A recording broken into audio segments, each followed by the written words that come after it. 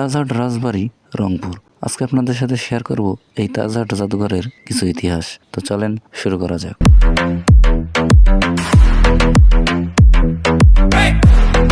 রংপুর শহর থেকে মাত্র 3 কিলোমিটার দক্ষিণ পূর্বে গেলেই এই রাজবাড়ির দেখা মিলবে।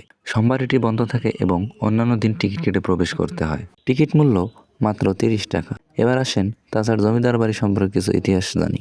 তাজহাট জমিদার বাড়ি উত্তরবঙ্গের শ্বেতশুভ্র রাজপ্রাসাদ। বাংলাদেশের উত্তরাঞ্চলের রংপুর শহরে অবস্থিত তাজহাট জমিদার বাড়ি এক অপূর্ব স্থাপত্য শৈলীর নিদর্শন। এটি কেবল একটি বিশাল ভবন নয়, বরং ইতিহাসের পাতায় ঘেরা এক জীবন্ত জাদুঘর।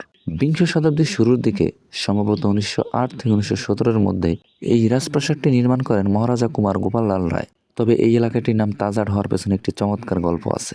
জনশ্রুতি রয়েছে, এই জমিদার পরিবারের প্রতিষ্ঠাতা মান্নালাল রায় ছিলেন রত্ন ব্যবসায়ী। তিনি অত্যন্ত সুন্দর তাজ বা টুপি তৈরি করতেন এবং বিক্রি করতেন। সেই থেকে এলাকাটির নাম হয়েছে তাজহাট। প্রাসাদটি দেখতে অনেকটা ঢাকার আহসান মঞ্জিলের মতো।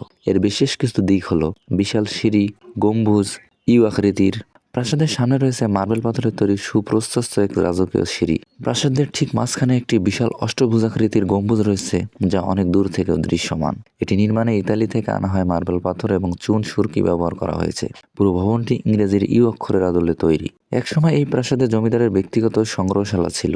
80-র দশকে 1984 থেকে 1991 এটি সুপ্রিম কোর্টের হাইকোর্ট বেঞ্চ হিসেবেও ব্যবহৃত হয়েছিল। বর্তমানে এটি রংপুর জাদুঘর হিসেবে সংরক্ষিত। এখানে আপনারা দেখতে পারবেন পাণ্ডুলিপি, টেরাকোটা কাজ, সংস্কৃতি ও আরবি ভাষায় লেখা প্রাচীন দলিল এবং পোড়ামাটির বিভিন্ন ঐতিহাসিক নিদর্শন যা সংরক্ষিত আছে।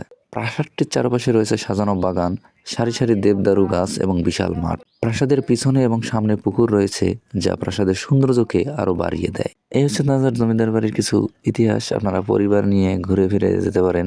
দেখার মতো একটা প্রাকৃতিক সুন্দর জায়গা। ভিডিওটি কেমন লেগেছে অবশ্যই জানাবেন। সবাই ভালো থাকবেন, সুস্থ থাকবেন। ধন্যবাদ।